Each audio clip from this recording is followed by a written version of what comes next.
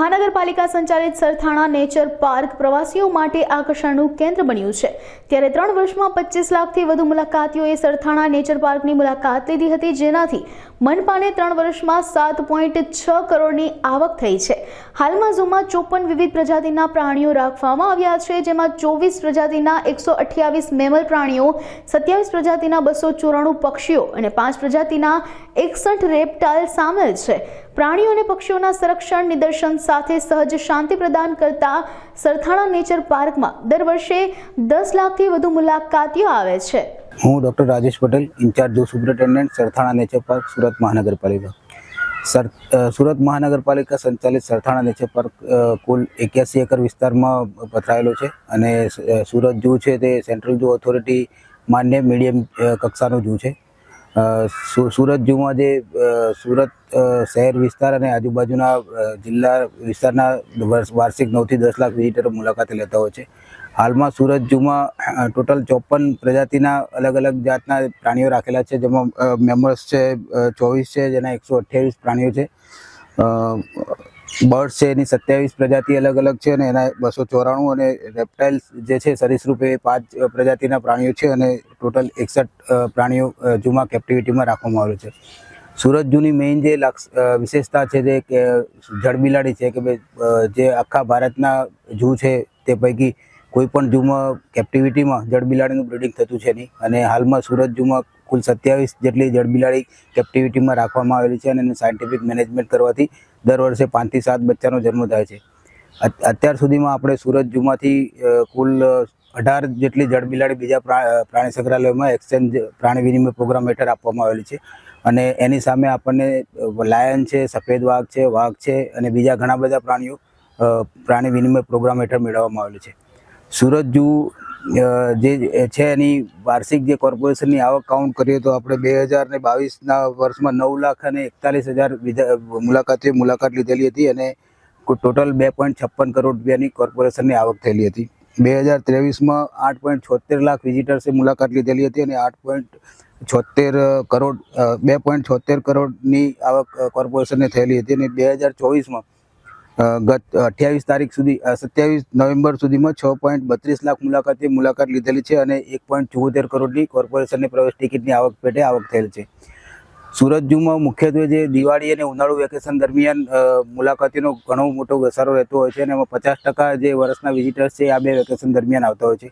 હમણાં જ રિસન્ટ જે દિવાળી વેકેશન પૂરું થયું એમાં 2024માં આપણે ગણીએ તો 21 દિવસના વેકેશન દરમિયાન કુલ 1.91 લાખ જેટલા મુલાકાતીઓ મુલાકાત લીધી હતી, અને તેઓની પ્રવેશ ટિકિટ આવક પેટે કોર્પોરેશનને 52.66 લાખ રૂપિયાની આવક થયેલી છે।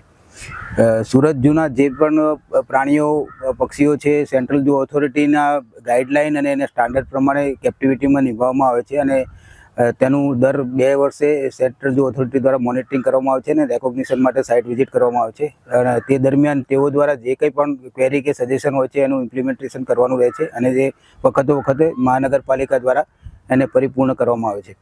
હાલ જે ગુજરાતના કોર્પોરેશન રન ઝૂ છે રાજકોટ, બરોડા, અમદાવાદ અને સુરત, એમાં સૌથી સારું કહી શકાય એવું મેનેજમેન્ટ સુરત ઝૂમાં થાય છે, અને જે બી પ્રાણીઓ સુરત ઝૂમાં પેરમાં રાખેલા છે તે તમામ પ્રાણીઓનું કેપ્ટિવિટીમાં બ્રીડિંગ થાય છે। એટલે કે જે સુરત ઝૂની આબોહવા છે તમામ પ્રાણીઓને સાનુકૂળ આવે છે, એના લીધે જ દરેક મોટાભાગના પ્રાણીઓમાં બ્રીડિંગ થાય છે।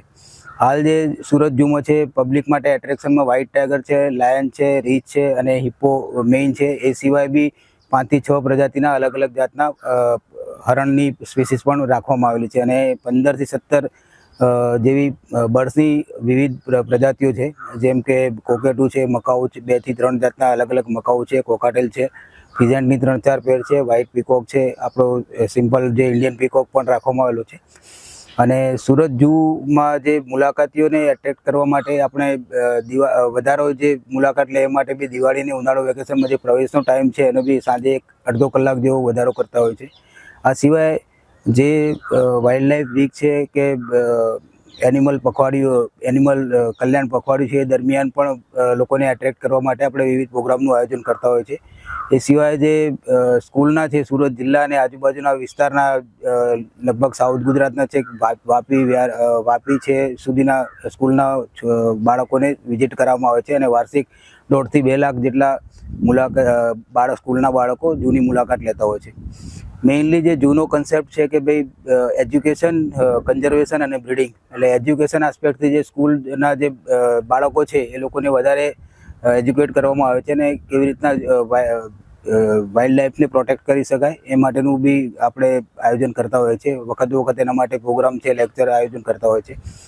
કન્ઝર્વેશનના આસ્પેક્ટથી જોઈએ તો જે દરેક ઝૂમાં 2-3 કોઈ સ્પીસીસ લોકેટ કરી અને એનું બ્રીડિંગ કરવામાં આવતું હોય છે. જેમ કે સુરત ઝૂમાં મેઇનલી સ્લોથ બિયર છે, જળબિલાડી છે, એના પર વધારે ફોકસિંગ કરીને આપણે એની કેપ્ટિવિટીમાં એની સંખ્યા વધારવાનો પ્રયત્ન કરીએ છીએ.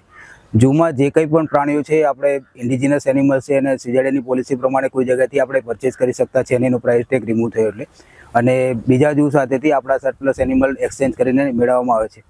જેથી કરીને જે ઇમ્પોર્ટન્ટ સ્પીસીસ છે કે જેની વાઇલ્ડમાં સંખ્યા ઘટતી હોય છે એના બ્રીડિંગ માટે મેઇન ફોકસિંગ કરી અને એની સંખ્યા વધારવામાં આવે છે.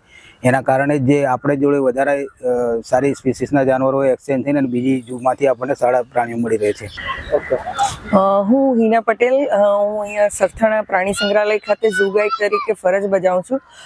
પ્રાણી સંગ્રહાલયનો જે મેઇન મોટો છે કે નાના બાળકોને જે એજ્યુકેશન પ્રત્યે વાળવાના છે એના માટે અમે અહીંયા વર્ષ દરમિયાન ખૂબ જ સારી એક્ટિવિટીઝ કરીએ છીએ. જેવી કે સ્કૂલમાં ગ્રુપમાં આવતા બાળકોને પ્રાણી સંગ્રહાલય શું છે, પ્રાણી સંગ્રહાલય કેવી રીતે કામ કરે છે, સેન્ટ્રલ ઝૂ ઓથોરિટીનો પ્રાણી સંગ્રહાલયમાં શું ફાળો છે, એવી વિવિધ માહિતી આપવામાં આવે છે. અમે આ જે પ્રાણીઓ છે તે અલગ અલગ જગ્યાથી કેવી રીતે લાવીએ છીએ, એને માટે શું શું કાળજીઓ લેવાની હોય છે, આ પ્રાણીઓની વર્ષ દરમિયાન શું શું કાળજીઓ લેવાની છે, જેમ કે ઋતુઓ વારે વારે ચેન્જ થાય તો એમાં બીમાર ના પડે એ માટે શું કાળજીઓ, એને લગતું પણ શિક્ષણ આપવામાં આવે છે. આ ઉપરાંત 2 થી 8મી ઓક્ટોબર દરમિયાન વાઇલ્ડ લાઈફ વીકનું ઉજવણી કરવામાં આવે છે, જેમાં વિવિધ સ્કૂલોને બાળકોને ફ્રી એન્ટ્રી આપવામાં આવે છે અને એઓને વિવિધ કોમ્પિટિશન જેવી રીતે ડ્રોઈંગ કોમ્પિટિશન છે, સાયક્લોથોન છે, દોડ છે, રેલી છે, એની પણ ઘણી બધી એક્ટિવિટીઝ અમે કરીએ છીએ.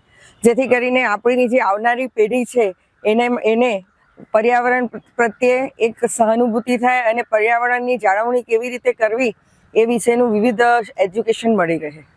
આ ઉપરાંત જે અહીં જે મુલાકાતીઓ આવે છે એના માટે અહીંયા બેટરી ઓપરેટેડ બસની સુવિધા બી રાખવામાં આવી છે અને દિવ્યાંગ જે આવે છે તેના માટે વ્હીલચેર અને એવી સુવિધા, જેથી જે દિવ્યાંગ મુલાકાતીઓ આવે છે એમને અગવડ ના પડે.